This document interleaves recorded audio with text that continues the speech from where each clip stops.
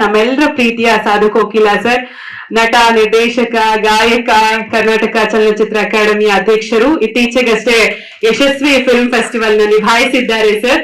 Sir, Gaurav ಹೇಳ್ತಾ ಇದ್ರು ನಾವು ಚಿಕ್ಕಳಿಂದ ನೋಡ್ತಿದೀವಿ ಅಂತ, ಆದ್ರೆ ನೀವು ಹಂಗೆ ಇದ್ದೀರಾ ಸರ್, ನಿಮಗೆ ವಯಸ್ಸಾಗಿದೆ ಅಂತ ಅವ್ರು ಹೇಳ್ತಿದ್ದಾರೆ ಸರ್.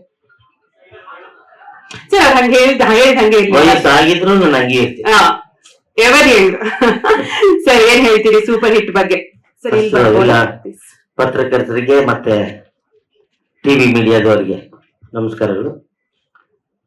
ಇಲ್ಲಿ ಸುಮಾರು ಜನ ಹೇಳ್ತಾ ಇದ್ರು ಸಿನಿಮಾ ಹಂಗೆ ಹಿಂಗೆ, ಎಲ್ಲವೂ ಸರಿನೇ.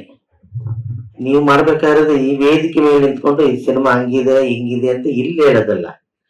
ಈ ಸಿನಿಮಾನ ಥಿಯೇಟರ್ ಅಲ್ಲಿ ಹೆಂಗೆ ಓಡಿಸ್ಬೇಕು, ಜನ ಹೇಗ್ ಬರ್ಬೇಕು ಅನ್ನೋ ಪ್ಲಾನ್ ನ ನೀವು ಮಾಡ್ಬೇಕು. ಈಗ ಯಾವ ತರ ಹೊರಗಡೆ ಪ್ರಚಾರ ಮಾಡ್ತೀರಾ ಅದ್ರ ಮೇಲೆ ಕನ್ನಡ ಸಿನಿಮಾದ ಒಂದು ಜೀವನ ನಿಂತಿದೆ ನೋಡಿ. ಎಲ್ಲ ಪತ್ರಕರ್ತರು ದೊಡ್ಡವರು ಕೂತಿದ್ದಾರೆ. ಯಾಕಂದ್ರೆ ಆ ಪರಿಸ್ಥಿತಿಗೆ ಬಂದು ನಿಂತಿದೆ ನಮ್ಮ ಕನ್ನಡ ಚಿತ್ರರಂಗ ಅಂತಾನೆ ಹೇಳ್ಬೋದು, ಬೇರೆ ದಾರಿನೇ ಇಲ್ಲ. ಇಲ್ಲಿ ಮಾತಾಡ್ಬಿಟ್ಟು ಇದು ಹಂಗ್ ಬಂದಿದೆ ಹಿಂಗ್ ಬಂದಿದೆ ನಾನು ಈ ಪಾತ್ರ, ಇದನ್ನ ಕರೆಕ್ಟ್ ನೀವು ಇಲ್ಲಿ ಹೇಳಿ. ನೀವು ಇದೇ ಕೆಲಸವನ್ನ ಹೊರಗಡೆ ಪಬ್ಲಿಸಿಟಿಗೆ, ಜನರನ್ನ ಥಿಯೇಟರ್ಗೆ ಯಾವ್ದು ರೀತಿಯ ಕರೆಸ್ಬೇಕು ಅನ್ನೋದಕ್ಕೆ ನೀವೆಲ್ಲ ಶ್ರಮಿಸಲೇಬೇಕಾಗತ್ತೆ. ಯಾಕಂದ್ರೆ ಒಳ್ಳೆ ಸಿನಿಮಾಗಳು ಕೂಡ ನಮ್ಮ ಈ ಒಂದು ಪರಿಸ್ಥಿತಿಯಲ್ಲಿ, ಯಾಕೆಂದ್ರೆ ಈ ಎಲ್ರು ರೀಲ್ಸ್ ಬಂದ್ಬಿಟ್ಟವ್ರೆ ಜನರ. ಈಗ ನಾನು ಗಿಲ್ಲಿಯವರ ಬಗ್ಗೆನೂ ಹೇಳ್ತೀನಿ. 6 ತಿಂಗಳು 4 ತಿಂಗಳು ಗಿಲ್ಲಿ ಬಿಗ್ ಬಾಸ್ ಒಳಗೆ ಇದ್ದಾಗ, ಅಲ್ಲಿಂದ ಹೊರಗೆ ಬಂದ್ಮೇಲೆ ಈ ಪ್ರಪಂಚಕ್ಕೆ, ಹೊರಗಿನ ಪ್ರಪಂಚಕ್ಕೆ ಅಡ್ಜಸ್ಟ್ ಆಗೋದೇ ಕಷ್ಟ. ಅವ್ರ ಮೆಂಟಾಲಿಟಿ ಎಲ್ಲ ಸಾಫ್ಟ್ ಆಗ್ಬಿಡುತ್ತೆ. ಸೌಂಡ್ ಆಗ್ಬೋದು, ಜನ ಆಗ್ಬೋದು. ಯಾಕಂದ್ರೆ ಒಳಗಡೆ ಒಂದು 9 ಜನ ಅಷ್ಟು ಇದ್ದು ನಾವು ನೋಡಕ್ಕೆ ಗಿಲ್ಲಿ ಏನಪ್ಪ ಎಲ್ಲ ಕಡೆ ಸೈಲೆಂಟ್ ಆಗವನೆ ಅಂತ ಅನ್ನಬಹುದು. ಆದ್ರೆ ಅವರ ಮನಸ್ಥಿತಿನೇ ಹಂಗ ಆಗ್ಬಿಟ್ಟಿರುತ್ತೆ. ಅದ್ ನಮ್ಗೆ ಅರ್ಥ ಆಗಲ್ಲ. ಅದಕ್ಕೆ ಏನ್ ಹೇಳ್ತಿದೀನಿ, ಎಲ್ರು ಈ ಮೊಬೈಲ್ ಅಡ್ಜಸ್ಟ್ ಆಗ್ಬಿಟ್ಟವ್ರೆ. ಆ ರೀಲ್ಸ್ಗೆ ಅಲ್ಲಿ ನೋಡೋದು, ಮತ್ತೆ ಎಲ್ಲಿ ಆಫ್ ಮಾಡೋದು, ಎಲ್ಲರ ಜೀವನ ಟೋಟಲ್ ಆಗಿ ಮೊಬೈಲ್ ಮೇಲಿದೆ, ಬೇರೆ ಏನ್ರ ಮೇಲೂ ಇಲ್ಲ. ಅದರಿಂದಾಗಿ ಥಿಯೇಟರ್ಗಳಿಗೆ ಕರೆಕ್ಟ್ ಆಗಿ ಜನ ಕೂತ್ಕೊಳ್ಳೋ ಪೇಷನ್ಸು ಇಲ್ಲ ಅಂತ ನನಗನ್ನಿಸ್ತಾ ಇದೆ ಸರ್. ಹೌದಲ್ವ ಸರ್? ಬರೀ ರೀಲ್ಸು. ಈಗ ಏನಾಗಿದೆ ನೋಡಿ, ಕಲಾವಿದನೇ ಇಲ್ಲ. ಮುಂಚೆ ಸಿನಿಮಾ ಆಗ್ಲಿ, ನಾಟಕ ರಂಗಗಳಾಗ್ಲಿ, ಪ್ರತಿಯೊಂದಾಗ್ಲಿ ಕಲೆಗಾರ ಅಂತ ಒಬ್ಬರ್ತಿದ್ದ. ಡ್ಯಾನ್ಸ್ ಆಗ್ಬೋದು, ಅದ್ಯಾವ್ದು ಡೊಳ್ಳು ಕುಣಿತ ಇರ್ಬೋದು, ಇನ್ನೊಂದು ಯಕ್ಷಗಾನ ಇರ್ಬೋದು, ಅದಕ್ಕೆ ಅಂತ ಕಲಾವಿದರು ಇದ್ರು. ಈಗ ಇಲ್ಲ. ಈಗ ಮನೆಯಲ್ಲಿ ಇರೋರೆಲ್ಲ ಕಲಾವಿದ್ರೆ. ಅವನೇ ಕಲಾವಿದ. ಅವನ್ ಹಿಡ್ಕೊಂತಾನೆ, ಏನೋ ಮಾತಾಡ್ತಾನೆ, ಅದನ್ನ ಅಪ್ಲೋಡ್ ಮಾಡ್ತಾನೆ, ಅವನೇ ಒಂದು ಯೂಟ್ಯೂಬ್ ಸ್ಟಾರ್ಟ್ ಮಾಡ್ತಾನೆ, ಏನೋ ಬರ್ಕೊಂತ ಇರ್ತಾರೆ. ಅದನ್ನ ನೋಡಿ ನಾವಲ್ಲಿ ಹೇಳ್ಬಿಟ್ಟು ಮಜಾ ತಗೊಂಡು ಮನೆಗೆ ಕೂತ್ಕೊಂಡ್ಬಿಟ್ಟು ಥಿಯೇಟರ್ ಬಂದ ಮರ್ತು ಬಿಟ್ಟು ಅವ್ರೆ. ಅದು ಚೆನ್ನಾಗಿರದೆ ಹೋಗ್ಲಿ. ಅದು ಕೆಲವು ಇನ್ನ ಮಾತಾಡಂಗಿಲ್ಲ. ಯಾಕೆಂದ್ರೆ ಏನೇನೋ ನೋಡಕ್ ಆಗಲ್ಲ.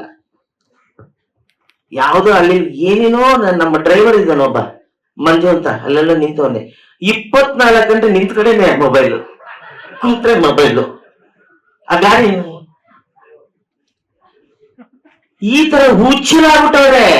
ಇದೊಂದೇ ಪದ ನಂತರ ಮಿಕ್ಕಿರೋದು ಅಲ್ವಾ, ಹುಚ್ಚರಾಗ್ಬಿಟ್ಟಿದ್ದಾರೆ. ಅವ್ರಿಗೆ ಬೇರೆ ಏನು ತಲೆ ಇಲ್ಲ. 24 ಗಂಟೆ ಮೊಬೈಲ್ ಜೊತೆನೆ ಜೀವನ ನಡೆಸ್ತಾರಂತ ಒಂದು ಪರಿಸ್ಥಿತಿ ನಮಗೆ ಬಂದ್ಬಿಟ್ಟಿದೆ ಈಗ ಸರ್. ಹಂಗಾಗಿದೆ ಸರ್. 24 ಗಂಟೆ ಮೊಬೈಲು, ಬೇರೆ ಏನು ನಮ್ ತಲೆಗೆ ಬರ್ತಲ್ಲ. ಈ ಟೈಮಲ್ಲಿ ನೀವು ಇಲ್ಲಿ ಮಾತಾಡಿದ್ನ ಜನರನ್ನ ಥಿಯೇಟರ್ಗೆ ಹೇಗೆ ಕರೆಸ್ಬೇಕು, ಕಥೆನ ಯಾವ ತರ ಹೇಳ್ಬೇಕು ನೋಡಿ. ಎಷ್ಟು ಕಲಾವಿದರು ಇದ್ದಾರೆ ಅಂದ್ರೆ, 100 ಕಲಾವಿದರು ಇದ್ದಾರೆ ಈ ಸೂಪರ್ ಹಿಟ್ ಸಿನಿಮಾದಲ್ಲಿ. ನಾನು ಅದಕ್ಕೋಸ್ಕರ ವಿಜಯಾನಂದ್ ತುಂಬಾ ಒಳ್ಳೆ ಒಬ್ಬ ಮನಸ್ಸಿರುವಂತ ಒಬ್ಬ ರೈಟ್ರು. ಸಕಲ ಪೆನ್ ಪಟ್ ಪಟ್ ಪಟ್ ಅಂತ ಅಲ್ಲೇ ನಂದೊಂದು ಡೈಲಾಗ್ ಯಾವ್ದು ಎಲ್ರ ಹೇಳ್ಕೊಂಡ್ಬರ್ತಿರ್ಲಿಲ್ಲ ಕಡೆಯಲ್ಲಿ. ಅದಲ್ಲ, ಈ ಸಿನಿಮಾಲಿ ಒಳ್ಳೆ ಡೈಲಾಗ್ ನನ್ನ ಮನಸ್ಸಲ್ಲೇ ಇತ್ತು. ಕಡೆಗೆ ದುಡ್ಡು ಅನ್ನೋದು ಎಲೆಕ್ಷನ್ ಅಲ್ಲಿ ಈ ಪೊಲಿಟಿಕ್ಸ್ ಕೂಡ ಕುಕ್ಕರ್ ಇದ್ದಂಗೆ, ಇವತ್ತಿರುತ್ತೆ ನಾಳೆ ಹೋಗುತ್ತೆ, ಏನು ಮಾಡಕ್ಕಾಗಲ್ಲ. ಸ್ನೇಹ ಪರ್ಮನೆಂಟ್ ಆಗಿ ಉಳಿಯುತ್ತೆ ಅಂತ ಅದೇನಿಲ್ವಲ್ಲ. ಈ ದುಡ್ಡು ಅನ್ನೋದು ಎಲೆಕ್ಷನ್ ಟೈಮಲ್ಲಿ ಈ ಪೊಲಿಟಿಷಿಯನ್ಸ್ ಮಾರೋ ಅಥವಾ ಕೂಡೋ ಕುಕ್ಕರ್ ಇದ್ದಂಗೆ ಅದು ಇರುತ್ತೆ, ನಾಳೆ ಹೋಗುತ್ತೆ ಅಲ್ಲಮ್ಮ. ಆದ್ರೆ ಸ್ನೇಹ ಹಂಗಲ್ಲ, ಅದು ನಮ್ಮ ಪುಟ್ಗೋಸಿ ಇದ್ದಂಗೆ ಯಾವಾಗೂ ನಮ್ ಜೊತೆನೇ ಇರುತ್ತೆ ಅನ್ನೋದು ಅದು ಸ್ನೇಹ ಅನ್ನೋದು ಅಂತ ಹೇಳಿದ್ವಿ. 2-3 ಡೈಲಾಗ್ ನಾಗೇಂದ್ರ ಪ್ರಸಾದ್ ನಮಸ್ಕಾರ ಹೇಳಿದೀನಿ. ತುಂಬಾ ಚೆನ್ನಾಗಿ ನನಗೆ ಈ ಸಿನಿಮಾದ ಅನ್ಸಿದ್ದು ಕಾಮಿಡಿ. ಅವರು ಎಷ್ಟು ಈಸಿಯಾಗಿ ಲೀಲಾಜಾಲವಾಗಿ ಟೆನ್ಷನ್ನೇ ಮಾಡ್ಕೊಳ್ಳಲ್ಲ ಹುಡುಗರು. ನಾವು ತುಂಬಾ ತಲೆ ಕೆಡಿಸ್ಕೊಂಡ್ಬಿಟ್ಟು ಓವರ್ ಎನರ್ಜಿ ಹಾಕಿ ಪಲ್ಟಿ ಹೊಡೆದು ಹಿಂಗೆಲ್ಲ ಬಂದ್ವಿ 35 ವರ್ಷ ಅಲ್ವಾ. ಈ ನಮ್ ಜೊತೆಲಿ ಆಕ್ಟ್ ಮಾಡ್ಬೇಕಾದ್ರೆ ಕೆಲವರು ಬೇಕು ಅಂತ ಅಡ್ಡ ಬಂದ್ಬಿಡೋದು, ಯಾಕೆಂದ್ರೆ ಅವ್ನು ಕಾಣ್ಬೇಕಂತೆ. ಇಲ್ಲ 2-3 ಡೈಲಾಗ್ ಜಾಸ್ತಿ ಸ್ಕ್ರಿಪ್ಟ್ ಅಲ್ಲಿ ಇಲ್ಲ ಅಂದ್ರೂ ಓವರ್ ಡೈಲಾಗ್ ಹೇಳ್ತಾನೆ ಇರೋದು ಉತ್ತುಕನು. ಯಾಕ್ರಿ ಸ್ಕ್ರಿಪ್ಟ್ ಅಲ್ಲಿ ಇಲ್ಲವೇ, ನಾವು ಕಾಣ್ಬೇಕಲ್ಲ ಜನರಿಗೆ, ನಾನು ಹೈಲೈಟ್ ಆಗ್ಬೇಕು ಅನ್ನೋದು ಅದಲ್ಲ. ಸುಮ್ಮನೆ ಸೈಲೆಂಟ್ ಆಗಿದ್ರು ಹೈಲೈಟ್ ಆಗ್ಬಿಡುತ್ತೆ. ಒಂದೇ ಡೈಲಾಗ್ ಹೈಲೈಟ್ ಆಗ್ತಾ ಹೋಗುತ್ತೆ, ಗೌಂಡಮಣಿ ಚಂದ್ರಿತ್ರ. ಆ ರೀತಿಯಲ್ಲಿ ತುಂಬಾ ಚೆನ್ನಾಗಿ ಮಾಡ್ಕೊಂಡು ಹೋದ್ರಿ ನೀವು. ಆಮೇಲೆ ಅವ್ರಿಗೆ ನಾನು ಒಂದು ಮಾತು ಹೇಳಿದ್ದೆ, ನೀವು ಅಸೋಸಿಯೇಟ್ ಆಗಿ ವರ್ಕ್ ಮಾಡಿದ್ರಿ ಸಿನಿಮಾದಲ್ಲಿ. ಅವಾಗ ನಾನು ಹೇಳಿದೆ, ಇಲ್ಲಮ್ಮ ಯಾಕೆ ನೀನು ಇಲ್ಲಿ ಬಂದು ಇದು ಮಾಡ್ತಾ ಇದ್ದೆ, ಹೀರೋಯಿನ್ ಏನೋ ಬೇರೆ ಮಾಡೋ ಅಂತ ಹೇಳಿದಲ್ಲ ನಿಮ್ಗೆ, ನೋಡಿ ಹೀರೋಯಿನ್ನೇ ಆಗ್ಬಿಟ್ಲು ನೋಡಿ. ಆ ರೀತಿ ನಿಮ್ಮ ಸಿನಿಮಾಗೆ ಈಗ ಪಬ್ಲಿಸಿಟಿ ಆಕ್ಚುಲಿ ಅವಶ್ಯಕತೆ ಇದೆ. ಅದು ಕೂಡ ನಿಮ್ಮ ಸಿನಿಮಾ ನೀವೇನು ಹೆಸರಿಟ್ಟಿದ್ರೋ ಅದು ಆಲ್ರೆಡಿ ಸೂಪರ್ ಹಿಟ್ ಆಗಿದೆ. ಯಾಕೆಂದ್ರೆ ಇವ್ರಿಗೆ ದೇವರ ಆಶೀರ್ವಾದ ಬಹಳ ಚೆನ್ನಾಗಿದೆ. ಥಿಯೇಟರ್ಗೆ ಜನ ಬಂದೇ ಬರ್ತಾರೆ, ಸಿನಿಮಾ ಓಡುತ್ತೆ, ಚೆನ್ನಾಗಿದ್ರೆ 100 days ಓಡುತ್ತೆ. ನಿಮ್ಮ ಟೈಟ್ಲಿಗೆ ಯಾಕೆ ಹೇಳ್ತಿದ್ದೀನಿ ಅಂದ್ರೆ, ಇವ್ರಿಗೆ ಇವಾಗ ಒಂದು ಕೈಯಲ್ಲಿ ಒಂದು ಏನು ಕರೆಕ್ಟಾಗಿ ಒಂದು ಅಸ್ತ್ರ ಸಿಕ್ಬಿಟ್ಟಿದೆ, ಅದೇ ಗಿಲ್ಲಿ. ನಾವು ಸ್ವಲ್ಪ ಓಪನ್ ಮಾರ್ಕೆಟ್.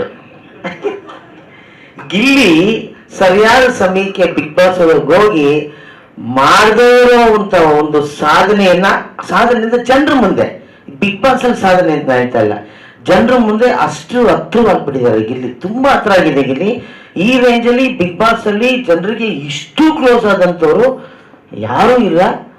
ಇಷ್ಟು ಫೇಮ್ ಆಗಿರೋಂಥವ್ರು, ಇಷ್ಟು ಏನದು ಅಭಿಮಾನಿಗಳನ್ನ ಪಡೆದಿರೋಂಥವ್ರು ಮನೆಗೆ ಗಿಲ್ಲಿನ ಇಷ್ಟಪಡ್ತಾರೆ. ನನ್ನ ಸ್ನೇಹಿತರಿದ್ದಾರೆ ಸರ್, ಇವರು ಈ ಏನಪ್ಪಾ ಈ ಪೊಲ್ಯೂಷನ್ ಡಿಪಾರ್ಟ್ಮೆಂಟ್ನವರು. ಸರ್ ಒಂದ್ಸರಿ ನಮ್ಮ ಆಫೀಸ್ಗೆ ಹೆಂಗಾರು ಮಾಡಿ ಗಿಲ್ಲಿನ ಕರ್ಕೊಂಬನ್ನಿ ಸರ್, ನಾವು ಅವ್ರ ಜೊತೆ ಒಂದು ಊಟ ಮಾಡಬೇಕು ಅಂತಾರೆ. ನಾನು ಮುಖಸ್ತುತಿಗೆ ಹೇಳ್ತಾ ಇಲ್ಲ, ಹೇಳ್ತಾರೆ.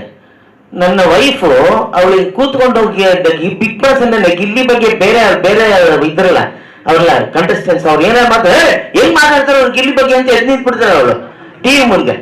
ಅಂತ ಫ್ಯಾನ್ಸ್ ಇರ್ಬೇಕಾದ್ರೆ ನಿಮ್ಮ ಸಿನಿಮಾ ಟೈಟ್ಲು ಏನ್ ಹೇಳಿ, ಸೂಪರ್ ಹಿಟ್ ಒಂದೇ ಬರ್ತಾರೆ. ಅದರಲ್ಲೂ ಇಡೀ ಕರ್ನಾಟಕದ ಜನ ಗಿಲ್ಲಿಗೆ ಫ್ಯಾನ್ಸ್ ಆಗಿದ್ದಾರೆ. ನೀವು ಅದನ್ನ ಹಂಗೆ ಉಳಿಸ್ಕೊಳ್ಳಿ. ಫ್ಯಾನ್ಸ್ ತುಂಬಾ ಜನ ಇರ್ತಾರೆ, ಜೋರಾಗಿ ಫ್ಯಾನ್ ಹಾಕ್ಬಿಡ್ತಾರೆ, ಸುತ್ತು ಬಿಡ್ತಾರೆ. ಅದನ್ನ ನೋಡ್ಕೊಳ್ಳಪ್ಪ ಹುಷಾರಾಗಿ.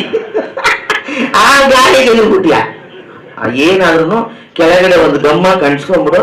ಯಾವ ಫ್ಯಾನಿಗೂ ನೀನು ಗಾಳಿಗೆ ಹೋಗಿದಂಗೆ ಸ್ಟ್ರಾಂಗ್ ಆಗಿರೋ ಲಾಂಗ್ ಸ್ಟ್ಯಾಂಡ್ ನೀವು ಇರ್ತೀರಾ. ಸೊ ಅದಿರೋದ್ರಿಂದ ಆನಂದ್ ನಿಮ್ಗೆ ಯಾವ ರೀತಿ ಬಿಸ್ನೆಸ್ ಅಲ್ಲೂ ತೊಂದರೆ ಆಗಲ್ಲ, ಏನೂ ಆಗಲ್ಲ. ಆದ್ರೆ ನಮ್ಮ ಎಲ್ಲ ಪತ್ರಕರ್ತರ ಮತ್ತು ನಮ್ಮ ಮೀಡಿಯಾ ಟಿವಿ ಮೀಡಿಯಾದವರ ಆಶೀರ್ವಾದನೂ ಬೇಕು, ಅವರ ಬೆಂಬಲನೂ ಬೇಕು, ಆಮೇಲೆ ಅವರ ಪ್ರಚಾರನೂ ಬೇಕು.